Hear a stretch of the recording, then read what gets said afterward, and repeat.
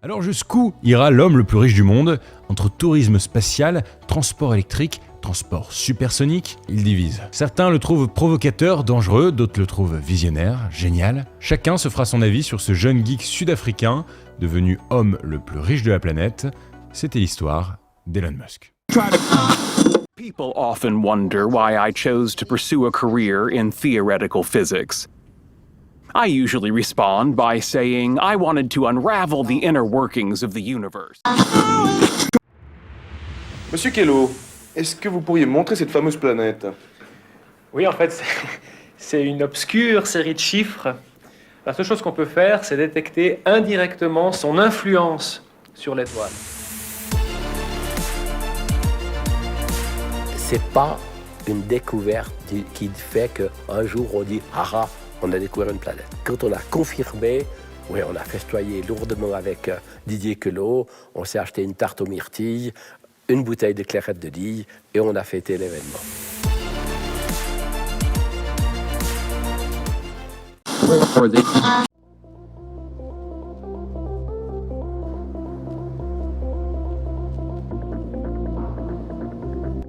Bienvenue dans le podcast Scribe Nomade, l'émission dédiée à la découverte des étudiants et anciens étudiants au parcours excellent partout dans le monde.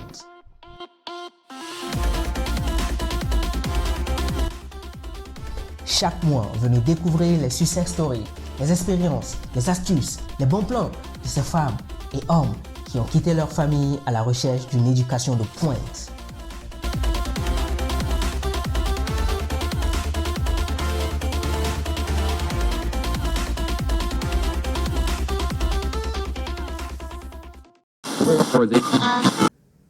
Bonjour à tous, bonsoir à tous, en fonction du moment de la journée où vous m'entendez. Bienvenue dans le podcast Scribe Nomade. On est au 8e épisode avec Nuta Albert. Je suis très ravi d'être aujourd'hui avec lui parce que ça a été vraiment très compliqué de l'avoir. Il a un agenda très chargé, mais il a décidé de vraiment consacrer ce beau dimanche dans ce beau quartier de Champel. Quartier calme, quartier des vieux. En tout cas, je ne sais pas si c'est moi seul qui l'appelle comme ça, mais...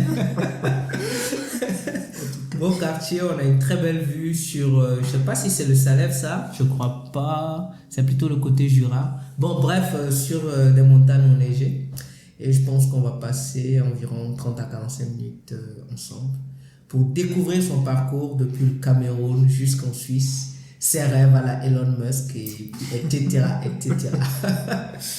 Donc, je vais demander à Albert de te présenter brièvement en 60 secondes. Ouais, bonjour à tous ceux qui nous écoutent. Alors, moi, c'est Nuta Albert, 23 ans, passionné de physique et de sciences naturelles en général, donc les maths, la chimie, la physique. C'est ça, mes passions.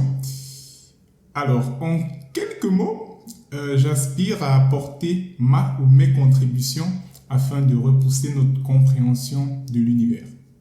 Pour faire ça. Magnifique. En tout cas, si vous connaissez Albert, on peut définir Albert par la physique. Physique égale Albert. Exactement. Et en plus, son nom, c'est Albert Einstein, donc il nous expliquera tout ça. Je vais te demander de nous raconter un peu ton parcours, tes études secondaires au Cameroun. Où est-ce que tu les as fait? Comment ça se passait? Et même d'où vient ta passion pour la physique? Alors, au Cameroun, mes études secondaires, j'ai suivi, on va dire, un cursus plutôt normal, comme tout jeune, comme tout élève. J'ai fait, parce qu'au Cameroun, en fait, il y a deux sections. Il y a la section francophone, il y a la section anglophone, en général. Parce que le Cameroun a été colonisé par les Anglais et puis la France, donc il y a les deux systèmes qui sont restés. Donc moi, j'ai fait la section anglophone. Donc dans la section anglophone, on a la maternelle, on a le primaire, un peu comme similaire au système éducatif français. Donc maternelle, primaire, puis secondaire, et puis après l'université. Donc tout s'est déroulé normalement. En ce qui concerne les études de secondaire, c'était plutôt normal et je dirais c'est là qu'est née ma passion. Du moins, c'est là que j'ai que j'ai découvert au fond de moi que j'avais une passion pour les maths. Ça a commencé par les maths, puis après la physique. Et voilà. Donc, pour la physique, je dirais, de nature, je suis quelqu'un qui questionne beaucoup le monde qui nous entoure. Donc, et notamment les questions liées à notre existence. Et il se trouve que la physique, c'est cette branche de la science qui essaye de répondre, d'apporter des réponses à ces questions, on va dire, liées vraiment à l'humain, à le monde qui nous entoure, l'univers. Donc, c'est mon désir, c'est ma quête, je dirais, de connaître la vérité qui m'a poussé naturellement à la physique. Mais sinon, ça a commencé par les maths. J'ai toujours été très passionné des maths, les calculs. C'est un peu mon hobby. Donc, mais après, voilà, ma passion pour la physique est née vraiment au secondaire. D'accord. Est-ce qu'il y a une raison particulière pour laquelle tu as aimé les maths? Parce que souvent, c'est la bête noire des étudiants, des élèves. Qu'est-ce qui explique cela? Alors, je dirais, je suis quelqu'un qui, de nature, a une certaine vision, je dirais, plutôt cartésienne du monde. Donc, la logique, c'est quelque chose, c'est en moi. Naturel. Ouais, c'est naturel chez moi. Donc, depuis tout petit, le calcul mathématique, l'algèbre, ces petites notions de maths, ça revenait toujours, ça s'est installé naturellement. Donc, peut-être, c'est vrai que de manière générale, les élèves ont souvent beaucoup de difficultés avec les mathématiques, c'est un peu la bête noire, comme tu l'as dit, mais moi j'adore. Et ce qui va être peut-être surprenant pour certains, c'est que plus c'est compliqué, plus tu adores. Plus j'adore. Donc, ouais. Parce qu'en mathématiques, juste pour prendre un petit exemple, on a le monde qui nous entoure qui est en 3 dimensions, mais en mathématiques, il peut exister une infinité de dimensions. C'est vrai. Donc, plus on monte dans les dimensions, mieux je me sens à l'aise. Donc, d'accord. Je vois. Je comprends pourquoi finalement après tu as trouvé une application pratique des maths dans la physique et que ça t'a beaucoup intéressé. Ouais, justement parce que pour faire de la physique, il faut comprendre les maths. Il faut être bon en maths parce que les maths, c'est ce que certains savants qualifient du langage de la science. Parce que la science s'exprime par les maths, pour faire simple. Donc, ça... je me rappelle plus qui a dit ça, mais il disait que le code de l'univers est mathématique. Exactement. Donc voilà, pour comprendre l'univers, il faut comprendre les maths, quoi. Exactement. Je crois qu'il y a plusieurs savants de l'Antiquité qui partageaient cette opinion, donc c'est vrai. Ok, d'accord. Et donc, je vais revenir un tout petit peu en arrière où tu parlais du système au Cameroun, où il y a un système anglophone et un système francophone. Donc, ça dépend des zones où, par exemple, on peut trouver un système anglophone dans une zone francophone. Comment ça se passe exactement? Alors, au Cameroun, il y a 10 régions.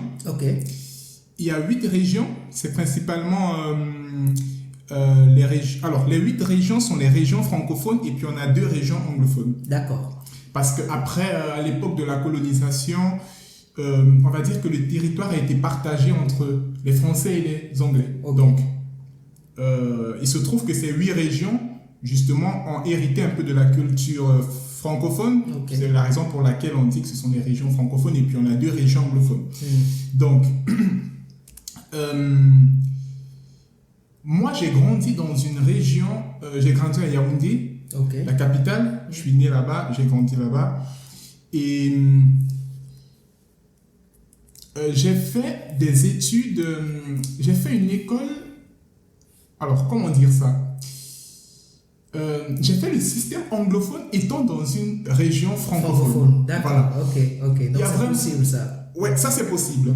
Il y a les 2 sections, c'est vrai que les écoles francophones, on va dire, ça domine, mais on a toujours quand même des écoles anglophones qui reviennent. Donc, moi j'ai fait une école anglophone.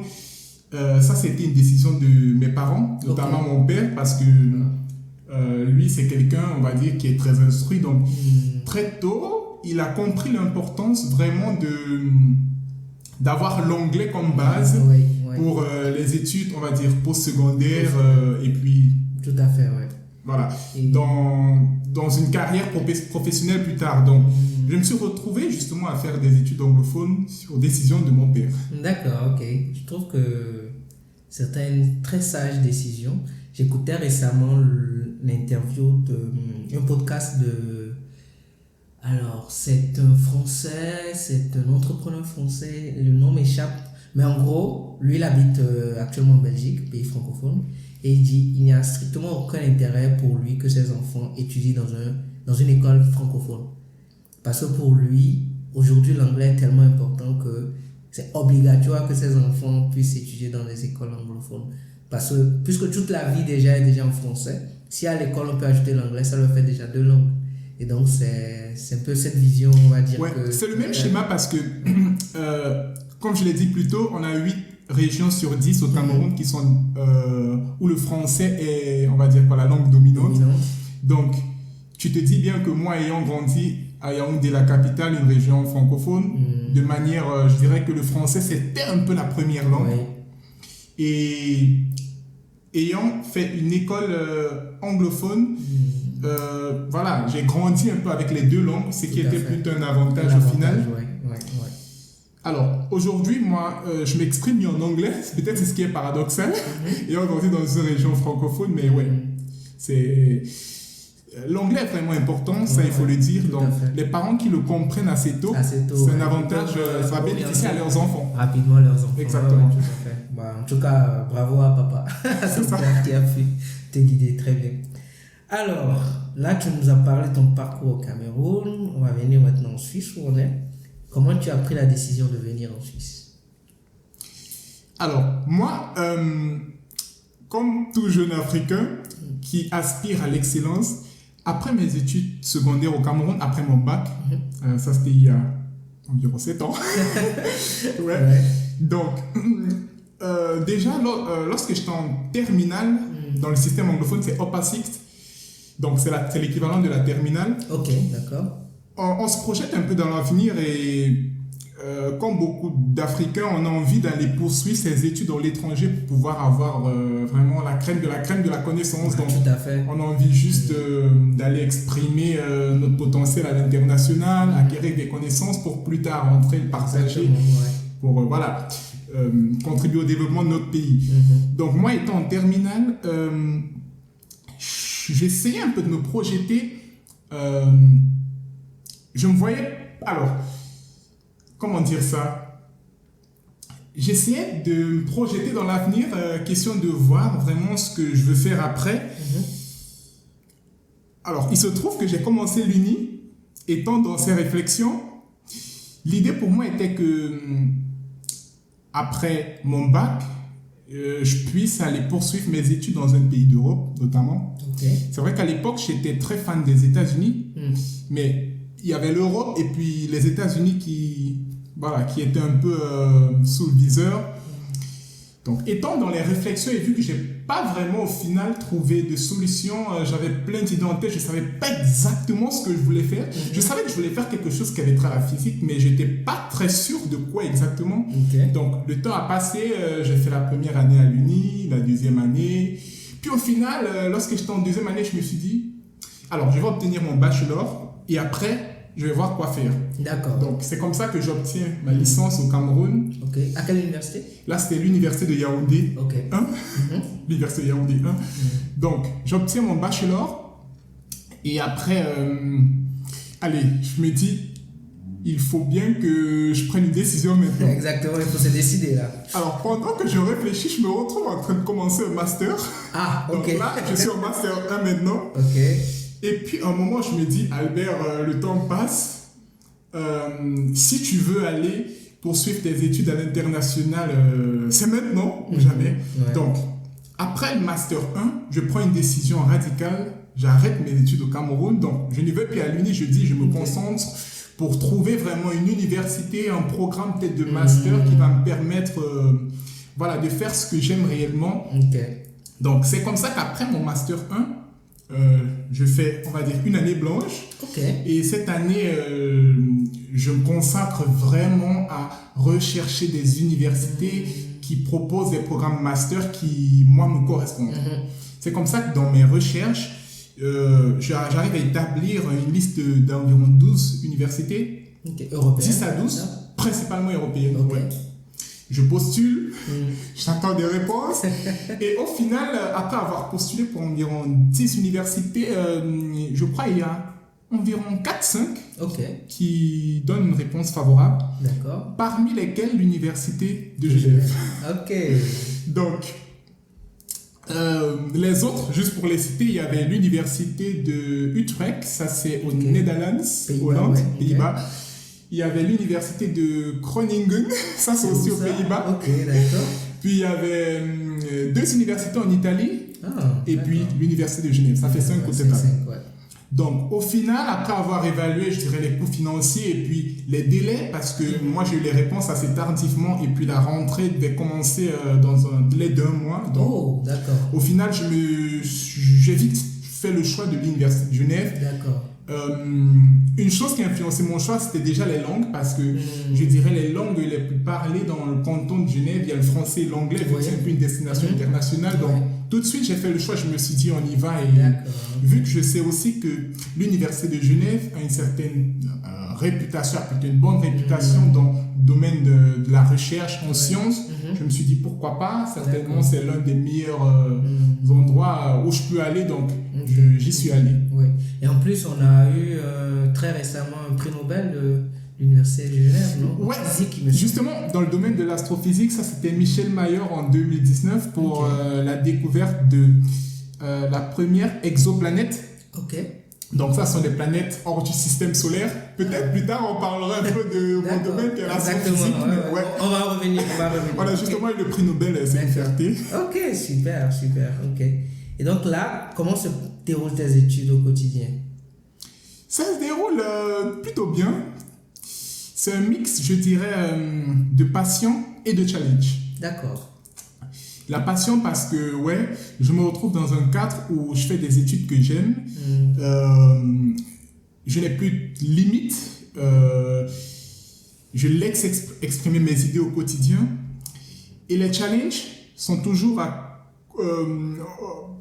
côté. Donc, les challenges maintenant peuvent être de plusieurs types. Il y a d'abord les challenges, je dirais, d'un point de vue culturel, parce que tu es un étudiant africain qui se retrouve pour la première fois sur le sol européen. Donc, il y a peut-être un premier challenge, c'est déjà l'environnement, le froid, le climat.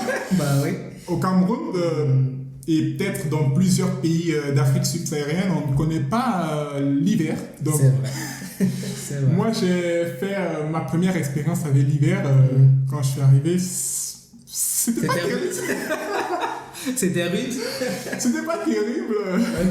Mais c'était pas quelque chose qui était très agréable. Oui, c'est sûr. Ça, c'est sûr. J'ai dû apprendre pour la première fois à porter des gros pulls avec des vestes au Cameroun. Moi, j'étais toujours en t-shirt. À la limite, j'avais même pas de pull. Donc... là, c'est un challenge vraiment lié au climat. Un autre challenge, c'est celui de l'alimentation, on va dire. Alors, là, tu te retrouves dans un environnement où il n'y a plus tes parents. Tu n'as à la limite aucune famille.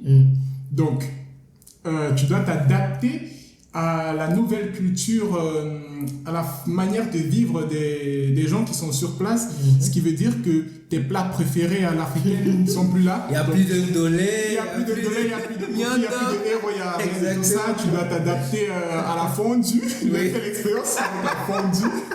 Pour la première fois, c'était un peu expérience désastreuse. Avec le temps, on s'habitue, mais la raclette, la fondue, les pâtes un peu au style suisse. Donc là, je dirais que c'est principalement les 2 challenges auxquels j'ai fait face et auxquels je continue de faire face même aujourd'hui. On s'habitue jamais au froid, hein? C'est ça. Et on n'oublie jamais ces bons plats du pays, quoi. Exactement. Donc, ça me manque. Ça manque toujours, D'accord. Et dis-moi, c'est-à-dire, pour tes cours, comment ça se déroule? Parce qu'il y a différents types de domaines. Par exemple, en biologie, on fait des cours, on va en laboratoire, on dissèque, je sais pas, des poissons, des grenouilles. Pour ceux qui font de la diplomatie, visitent de temps en temps des organisations internationales, etc. dans le domaine de la physique, comment se déroulent tes études à l'université? Alors, ce que je n'ai peut-être pas dit, c'est que lorsque j'arrive à l'université de Genève, je ne commence pas directement le programme du master.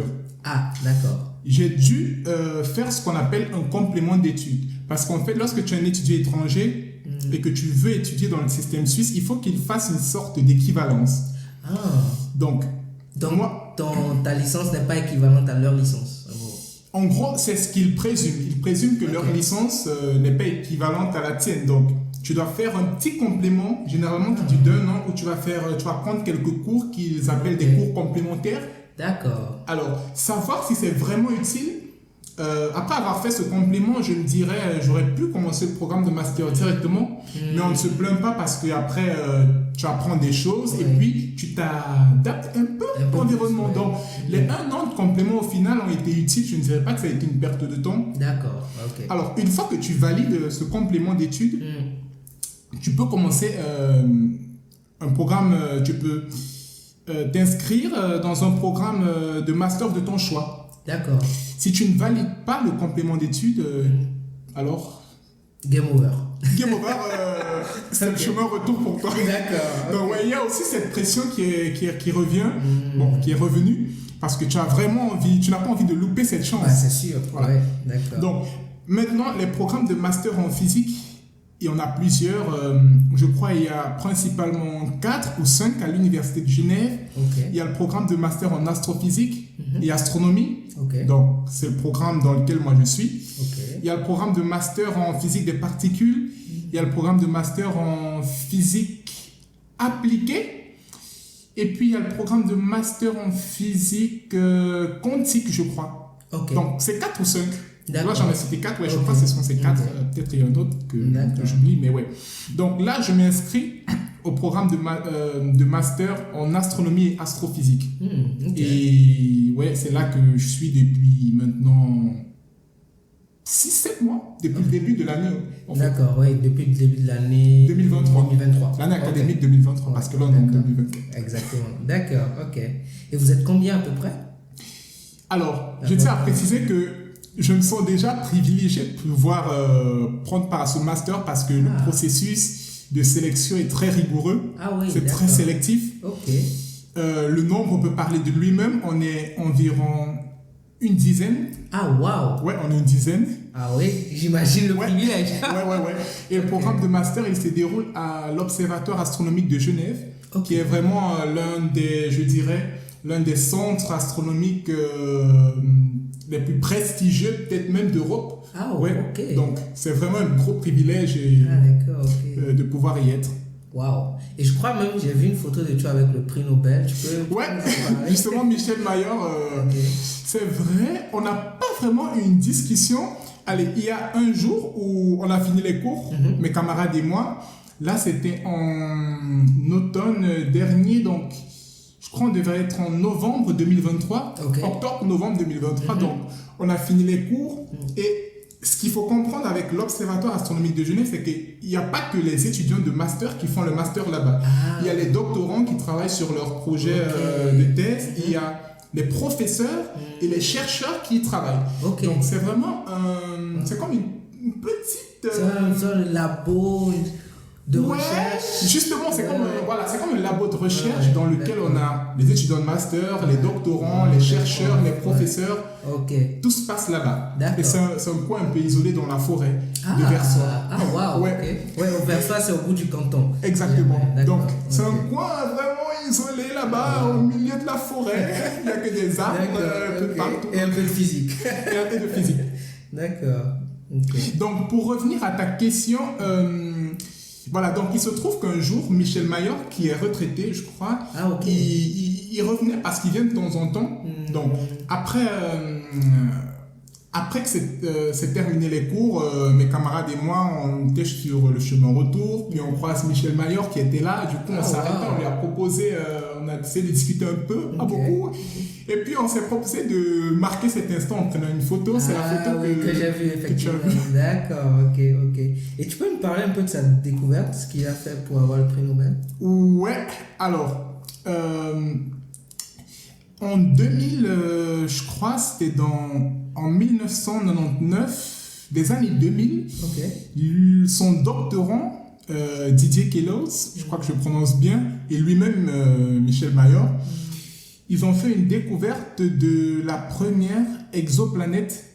Donc les exoplanètes, pour ceux qui ne sont pas trop dans le domaine, ce sont les planètes comme la nôtre. Donc on sait que dans notre système solaire, il y a Mercure, Vénus, la Terre, Mars, etc. Donc ce sont des planètes comme ce qu'on a dans notre système solaire, mais qui sont hors de notre système. Tu vois, donc vraiment les planètes qui sont hors du système solaire, de notre système solaire. Ça peut être des planètes qui sont quelque part là dans une autre galaxie un peu dispersée. Donc, c'est ça les exoplanètes. Donc là, eux, ils ont reçu le prix Nobel pour la découverte de la première exoplanète. Là, c'est en 2000, je crois. 2000, 2001, quelque chose comme ça. Ils ont reçu le prix Nobel environ 19 ans plus tard, donc en 2019. Donc, pourquoi plus tard? Alors, c'est curieux ça.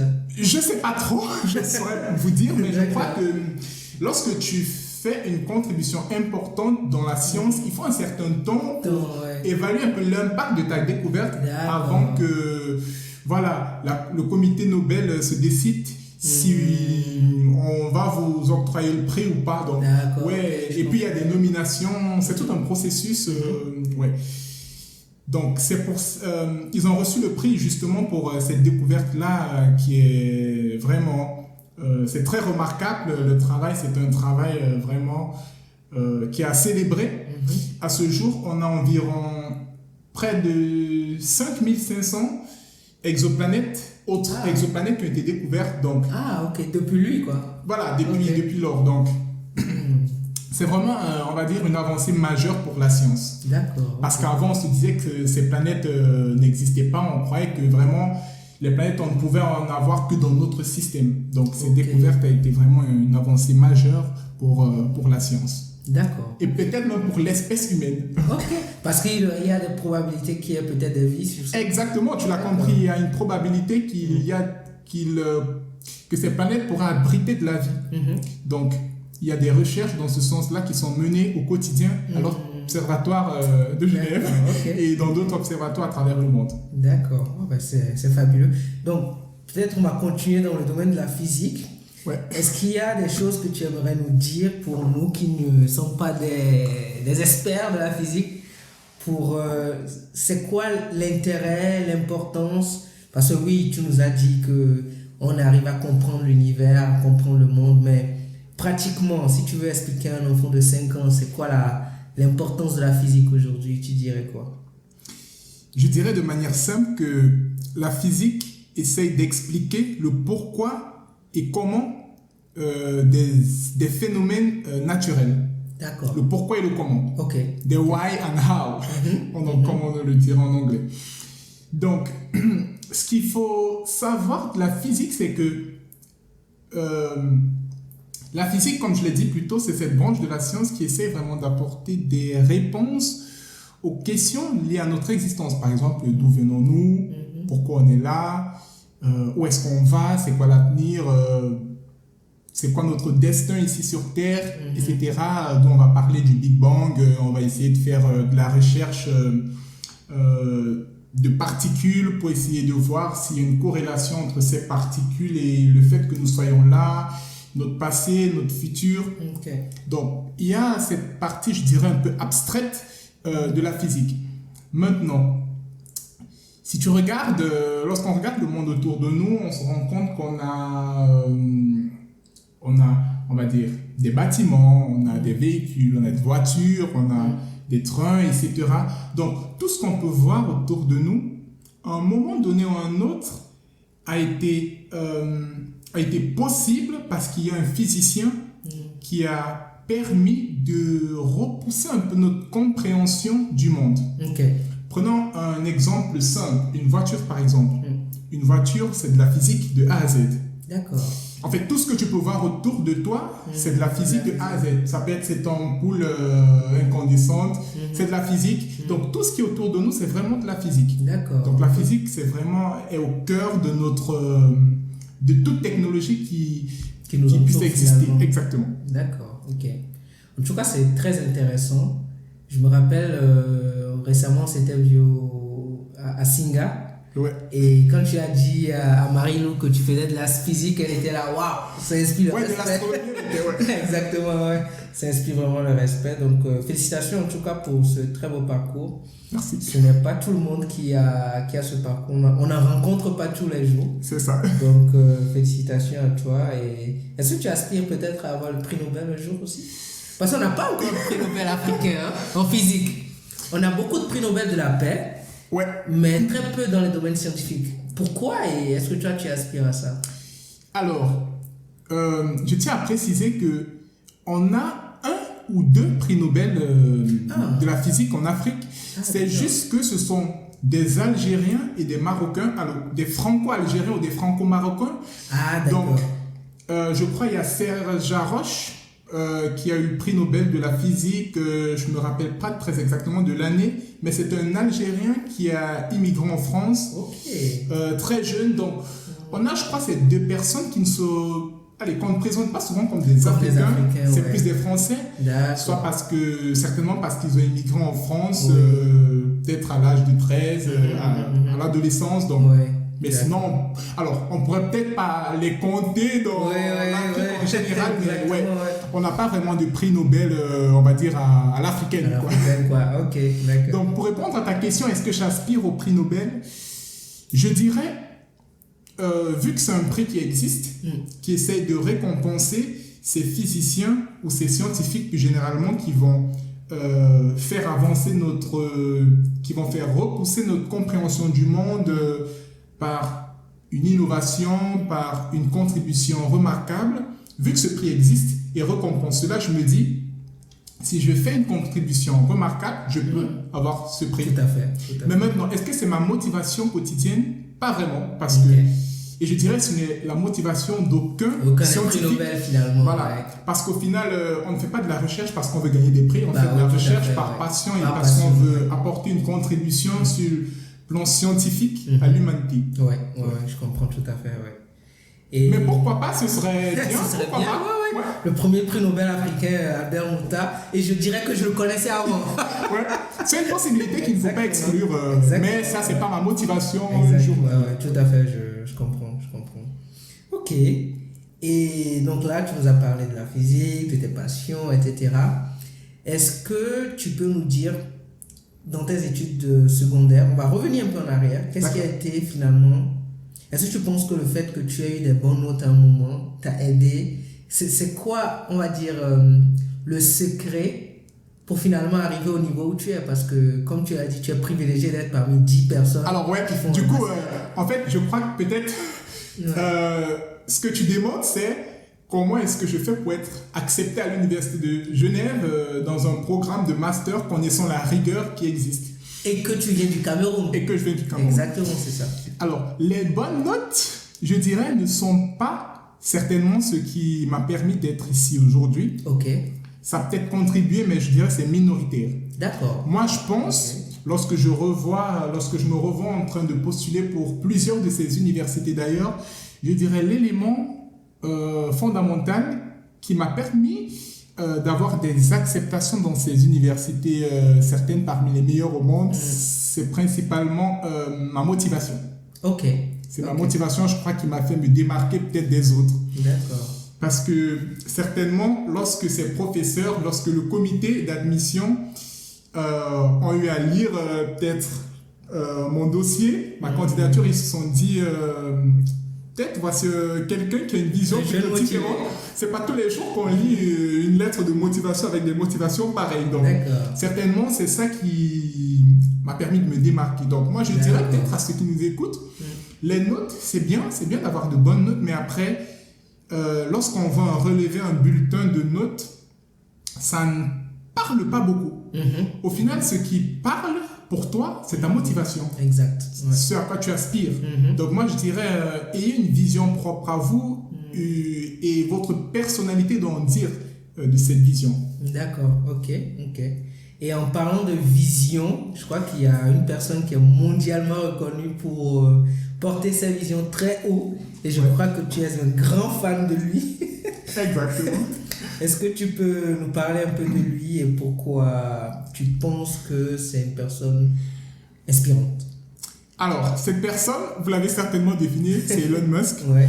C'est certainement à ce jour l'un des hommes les plus riches de la planète, peut-être de tous les temps, et peut-être c'est même l'homme le plus riche actuellement, à l'heure où on parle. Donc, cette personne est un modèle pour moi, sur le plan scientifique aussi et sur le plan des finances. Je me reconnais en fait en cette personne parce que, alors je dirais, Elon Musk, c'est quelqu'un en qui je me reconnais. Lorsque j'essaye de... Alors, lorsque tu essayes de comprendre la vision de cet homme,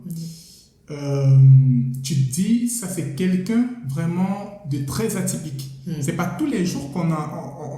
je veux dire qu'on a un être humain qui pense à cette échelle-là, qui pense qu'on peut aller dans l'espace, qu'on doit construire une colonie sur une autre planète, sur d'autres planètes, et faire émerger notre espèce dans l'univers. Donc, je me reconnais beaucoup dans son mindset, et je dirais que c'est principalement la raison pour laquelle c'est un modèle pour moi. C'est vraiment la vision et le mindset de cette personne. Et je crois même que tu aspires même aux États-Unis, à cette vision états-unienne finalement, que finalement, je crois que lui, il a porté à un niveau un peu plus élevé ou beaucoup plus élevé. Mais c'est vraiment une vision de on peut le faire, on va y arriver. Cette vision de grandeur. Et je crois que tu as bien envie de continuer ton parcours aux États-Unis, n'est-ce pas? Exactement. Et je dirais que lui, comme beaucoup d'autres, je dirais, comme plusieurs autres hommes à très grand succès, tels que voilà, certains milliardaires, certains des plus riches au monde, certains géants de la tech, on les connaît tous. Je ne vais pas citer parce qu'on les connaît. Donc, je dirais que ce sont ces personnes au final qui me font me dire peut-être cet environnement, si tu aspires à des choses pareilles, c'est l'endroit où il faut être. Exact. Alors, petite nuance ici, c'est que je considère que le succès ne se trouve pas à un environnement donné, un environnement précis. Je ne pense pas que tu vas réussir forcément parce que tu es dans un certain paradis. Mais je crois pour moi les États-Unis, c'est l'environnement qui peut te donner les outils peut-être. Si tu es un jeune rêveur, tu aspires à apporter peut-être tes contributions dans le domaine de la fintech, finance, de l'aérospatiale, etc. Je pense peut-être que c'est l'endroit le plus propice. On parle du American Dream là. Donc c'est vraiment l'une des raisons pour laquelle moi j'aspire à y aller. D'accord, je vois. Est-ce qu'il y aurait une autre personne à part Elon Musk qui t'inspire beaucoup? Alors, de manière générale ou dans la science? Parce que dans la science, il y en a beaucoup. De manière générale. En tout cas, parle de ceux dont tu as envie. Alors, je dirais, généralement, tous ceux qui ont une vision, une grande vision, une vision qui sort un peu de la norme, qui veulent réaliser des grandes choses, sont des personnes qui m'inspirent. Maintenant, si je reviens un peu dans le cadre, dans mon domaine, qui est la physique, il y a plusieurs savants de l'Antiquité qui sont pour moi des personnes que je considère comme aussi des modèles. Par exemple, vous connaissez certainement le célèbre Galilée, ce savant qui nous a permis de comprendre qu'en fait, notre planète n'était pas la seule dans l'univers, qu'il y en avait d'autres et qui tournaient, qui tournaient autour du Soleil. Donc, il y a ces savants, il y a d'autres comme Max Planck, comme Copernic, comme Albert Einstein, comme Isaac Newton, qui est mon modèle, je dirais, dans le domaine de physique par excellence. Alors, tu peux pour chacune de ces personnes nous dire ce qu'ils ont fait, parce que tout le monde n'est pas forcément dans le domaine de la physique. Alors, c'est vrai que si je dois citer vraiment... Alors, tu ne peux pas tous les citer, donc on va se limiter à ce que tu as déjà cité. Donc, Isaac Newton, Copernic, Max Planck. Commençons peut-être par Isaac Newton. Plusieurs ont déjà entendu parler. Au moins, le nom, ça vous dit quelque chose. Beaucoup, aujourd'hui, les considéraient comme le plus grand physicien de tous les temps. Du moins, la personne qui a contribué le plus à la physique moderne. Donc, c'est Isaac Newton. C'est lui qui nous a permis de comprendre en fait que tout objet tombe vers le centre de la Terre avec une certaine accélération. Il a formulé, je dirais, tout ceci dans un livre qui aujourd'hui est l'un des livres, je crois, les plus célèbres, le Principia, Philosophia Mathematica Principia Naturalis. Donc, les recherches et les contributions de Newton étaient principalement axées sur la gravitation, la force de gravité. Il nous a permis de comprendre que lorsqu'on a deux masses, ça peut être deux planètes dans l'espace, la force qui existe entre ces deux masses est proportionnelle à la masse et inversement proportionnelle au carré de la distance qui les sépare. Donc, le travail de Newton était principalement axé sur la gravité. Il se trouve aussi que c'était quelqu'un qui a apporté des contributions à l'alchimie, mais moi, c'est quelque chose qui n'est pas trop d'intérêt. J'ai pas trop d'intérêt pour l'alchimie, du coup. J'ai pas trop. Est-ce qu'elle existe encore, l'alchimie, aujourd'hui? Je crois qu'elle est... Je sais pas. Je sais pas trop. Alors, une autre personne, c'est peut-être Max Planck, qui est considéré comme le père de la mécanique quantique. Alors, pour ceux qui ne sont pas familiers, la mécanique quantique, c'est cette partie de la physique qui étudie les entités microscopiques de la matière. Donc, on a la gravité qui étudie, on va dire qu'il y a une force qui existe entre les entités macroscopiques. C'est le travail qu'a fait Newton. On a Max Planck qui, lui, nous a permis de comprendre un peu comment est-ce que les tout petites constitutions de la matière se comportent. D'accord. Et c'est ça l'essence même de la mécanique quantique. Alors, on a plein d'autres. Après, on a Niels Bohr, qui est aussi un physicien de renommée, qui a aussi contribué à notre compréhension de l'univers quantique. On a plusieurs autres, comme Richard Feynman, etc. Il y a vraiment... Ils sont nombreux. D'accord. Ça c'est pour ce qui est de la science. Pour ce qui est de la physique, on dirait. Parce qu'après, si on va dans les mathématiques, la science... C'est encore... Alors, je préfère peut-être qu'on se limite à la physique, parce qu'après, sinon on va passer... On va passer des heures. En tout cas, ça parlait de ces scientifiques. D'accord, Mais j'ai beaucoup de respect pour que ce soit pour les scientifiques de tous bords, c'est-à-dire que ce soit des biologistes, des chimistes, des mathématiciens, parce qu'après, c'est grâce à toutes ces contributions qu'on peut arriver à ce qu'on a aujourd'hui. Exactement, tout s'imbrique en fait. Exactement. Et donc peut-être des modèles d'inspiration dans d'autres domaines, je sais pas, l'entrepreneuriat, la finance ou tout ça s'incarne dans Elon Musk. Alors, je dirais ces milliardaires américains, parce que dans le top, je dirais, des hommes les plus riches au monde, on a plusieurs Américains dans la liste, dans le top de la liste. Donc, toutes ces personnes sont des modèles pour moi, parce que, je dirais, plusieurs ne verront peut-être que l'argent, mais moi je ne vois pas l'argent. L'argent n'est que la conséquence d'un mindset et d'une certaine vision. Donc, c'est la raison pour laquelle ces personnes, pour moi, sont des modèles. Je ne vais pas les citer vu qu'on les connaît tous. On les connaît. Tout à fait. Et est-ce que tu aurais des modèles africains aussi? Parce que là, on est très américain là. Où il n'y a personne comme africain qui est sur le chemin de ta vision. Alors, de ta vision. Il n'y a pas beaucoup d'Africains et j'aimerais pas qu'on voit ça comme, je sais pas, de la discrimination. Il ne faut pas qu'on me voit comme quelqu'un qui n'est pas panafricaniste. C'est juste que bien souvent, nous les Africains, on ne rêve pas assez grand, je dirais. C'est une limitation, ce qui fait qu'on ne marque pas très souvent, je dirais, le monde.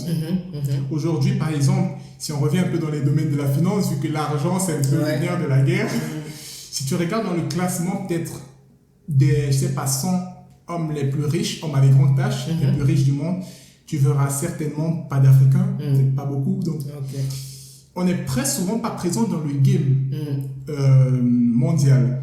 C'est la raison pour laquelle j'ai pas beaucoup de modèles africains. Je comprends. Alors, il y a des personnes qui se démarquent, qui font un travail remarquable, comme peut-être l'homme le plus riche d'Afrique, Aliko Dangote, comme Baba Dangoulou, qui est aussi... Cameroun. Voilà. Donc, il y a des personnes qui se démarquent, mais après, c'est pas que l'argent qui va faire en sorte que quelqu'un soit ton modèle ou pas. C'est aussi la vision de cette personne, le mindset qui est derrière. Tout à fait, ouais. Ok. Alors, il y a juste une chose que tu avais dit à un moment, Elon Musk, qui est peut-être l'homme le plus riche de tous les temps. Ouais. Je ne suis pas très sûr parce qu'à un moment, il y a eu un monsieur qui s'appelle Kanka Moussa de l'Empire du Mali. Mansa Moussa, oui. Qui était immensément riche. Exactement, et puis ses richesses ont été dilapidées. Exactement, c'était dilapidé. C'est l'une des seules personnes au monde de tous les temps qui a pu dévaluer l'or. Ouais. Parce qu'il en a partagé sur son chemin quand il allait, je crois, à la Mecque. Donc, c'est vrai qu'aujourd'hui, on n'est pas dans le game. Mais juste le fait de savoir qu'à une époque, on a quand même été dans le game et qu'à une époque, les Grecs venaient étudier en Afrique, ça peut aussi être une source d'inspiration, de motivation pour se dire, on peut reprendre notre place aussi. Ouais, alors tu dis bien, on peut reprendre notre place, ça veut dire qu'on reconnaît qu'autrefois on était dans le game et qu'aujourd'hui on ne l'est plus. On ne l'est plus. C'est très dommage parce que ça veut dire qu'il y a un regret qu'on peut constater, qui est palpable. Oui. Donc, on doit se remettre vraiment on doit se remettre au travail, on doit se remettre dans le game. Alors, vous n'allez pas m'en vouloir du coup de ne pas peut-être avoir des modèles africains de nos jours. Je ne t'en veux pas. Je ne vais pas avoir pour modèle la médiocrité. Non, mais je suis tout à fait d'accord. Je veux juste faire une remarque historique, c'est tout. Sinon, je suis tout à fait d'accord. Aujourd'hui, on n'est pas du tout dans le game. Ouais. C'est très dommage. Mais en même temps, la roue tourne et on doit reprendre notre place.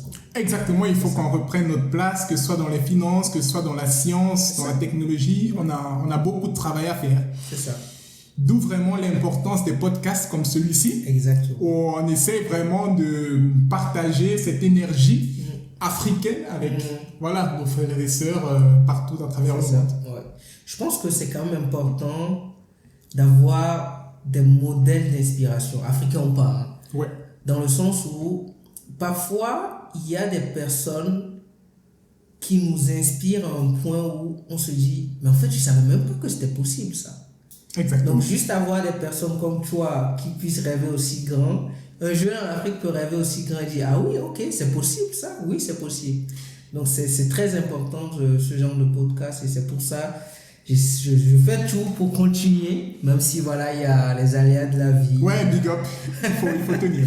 Donc, alors, juste pour rebondir un peu sur ce que tu viens de dire, c'est vrai, il faut vraiment avoir des modèles parce que lorsqu'on n'a pas de modèle, ça implique très certainement qu'on n'a pas de vision. Exact. Parce que généralement, lorsqu'on a un modèle, c'est parce qu'on partage sa vision. Donc, ne pas avoir des modèles, c'est vraiment un gros handicap parce que ça veut dire qu'on ne sait pas trop où on va. Ouais. Et le modèle n'est pas forcément obligé d'être un membre de ta famille ou de ton pays. Oui. Ça peut être juste quelqu'un qui, dans la vision, t'inspire, dans le mindset, t'inspire. Tu te reconnais dans la vision de cette personne. Tout à fait. Aujourd'hui, on peut faire le malheureux constat que les modèles de beaucoup de jeunes sont des influenceurs et des influenceurs sur des réseaux sociaux comme TikTok, Instagram. Alors, je sais que lorsque je dis ça, on va me dire, ok, tous ceux qui sont sur ces réseaux sociaux-là ne font pas forcément peut-être du sale, entre guillemets, mais beaucoup de jeunes, notamment africains, ont des modèles qui... Alors, je ne saurais pas si ces personnes sont de bons modèles ou de vrais modèles, mais je crois que beaucoup de jeunes aujourd'hui n'ont pas de vrais modèles, n'ont pas de bons modèles. Et ça, c'est quelque chose qu'il faut vraiment revoir. Je suis tout à fait d'accord. Et ce qu'il y a, c'est que la nature a horreur du vide. Voilà. Et si les bons modèles ne font pas assez de marketing pour prendre la place, malheureusement, les mauvais modèles seront là. Exactement, les modèles à la TikTok. Exactement, les modèles à la TikTok. C'est d'ailleurs la raison pour laquelle je conseille aux jeunes comme moi, je pense que nous, les jeunes, on doit essayer d'être vraiment présents sur les réseaux sociaux. Exactement. Parce que le monde du 21e siècle tourne autour des réseaux sociaux. Tout à fait. Donc, si vous n'êtes pas là et que vous vous dites, non, moi, je ne veux pas parler, je ne veux pas m'exposer sur les réseaux, ce qui va se passer, c'est que dans un certain avenir, lorsque vous allez avoir des enfants, ces enfants vont venir sur ces réseaux et ce sont ces modèles que... Voilà. Ce sont ces modèles à la TikTok qui vont être leur modèle. Voilà, donc, tout à fait, du coup, moi, par exemple, j'ai une page YouTube. Du moins, je suis présent sur toutes les réseaux sociaux. Okay. Et j'essaye de partager mes connaissances, ma vision, mon savoir-faire et même mon savoir-être. Donc... Je vais mettre les liens de tes différentes pages dans la description du podcast. Et tu pourrais déjà nous dire le nom pour ceux qui sont impatients. Alors, c'est juste mon nom, Nuta Albert Einstein. D'accord. Donc, vous entrez ça sur YouTube, vous allez me retrouver facilement. D'accord, super. On tend vers la fin du podcast. Est-ce que tu aurais un film, un livre, un podcast, un auteur, une émission inspirante que tu aimerais nous conseiller? Alors, je suis quelqu'un qui ne regarde pas beaucoup la télé. Et je ne passe pas beaucoup de temps sur... à regarder les séries, les films, etc. Parce que pour moi, j'estime que c'est un peu de la perte du temps. Je passe plutôt beaucoup de temps à m'éduquer, à m'instruire. Donc, des livres, je pourrais recommander, notamment des livres sur la physique, vu que c'est mon domaine de prédilection. Donc, un livre peut-être que je conseille à vraiment tout le monde de lire. C'est écrit de telle manière que, voilà, ça vous parle en tant qu'être humain des avancées de la science. C'est le livre du feu Stephen Hawking, qui était l'un des physiciens qui a marqué vraiment son temps. Ça s'appelle A Brief History Through Time, donc une brève histoire du temps. C'est un tout petit livre, mais vraiment c'est rempli c'est plein de bonnes choses. Moi, je recommande à tout le monde. Alors, un autre livre peut-être... Au début, j'ai parlé du fait que la physique, c'est cette branche de la science vraiment qui essaye de répondre à des questions liées à notre existence. Donc, un livre aussi qui parle de ces questions liées à notre existence et de la manière dont la physique essaye de contribuer à apporter des réponses. C'est celui d'une physicienne allemande qui s'appelle Sabine Hossenfelder. J'espère que je prononce bien. Donc, son livre s'appelle Existential Physics. Donc vous pouvez le retrouver sur Amazon. Ouais, donc c'est Existential Physics et Scientist Guide to Life's Biggest Questions. Donc c'est vraiment des questions liées à l'existence de l'humain. Alors pour ce livre, je ne pense pas qu'il y a une version française, ça doit être certainement qu'en anglais. Donc, pour ceux qui... il faut apprendre l'anglais, il faut parler anglais, c'est comme ça. Ouais, donc moi je pourrais conseiller ces deux livres. Alors, comme je l'ai dit, moi je ne regarde pas beaucoup les séries et les films. Il y a beaucoup de personnes qui nous écouteront, qui se diront certainement que je suis fan de films de science-fiction. Alors, non. Moi, je ne suis pas trop fan de science-fiction. Quoique je pense que ça peut nous permettre ça peut nous donner une certaine... on va dire quoi? Ça peut être comme une boussole parce qu'au final, ce qu'on essaye de réaliser, d'accomplir en science, c'est ce qui n'existe pas. On pense avant de devenir. On pense avant de pouvoir réaliser. Mais moi, vraiment, je ne regarde pas les films de science-fiction. Je n'aime pas beaucoup. J'essaye plutôt comment on va dire, de transformer mon imagination en quelque chose de palpable. C'est ça le travail, ma quête, je dirais, perpétuelle en physique. Super. Merci pour ces recommandations, très physiques. Du coup, c'est normal. C'est normal, tout à fait. Chacun défend, on va dire. Sa cause, voilà, tout à fait. Et peut-être l'avant-dernière question que j'aime poser à tout le monde. À ton avis, le monde sera comment dans 50 ans? En 2074.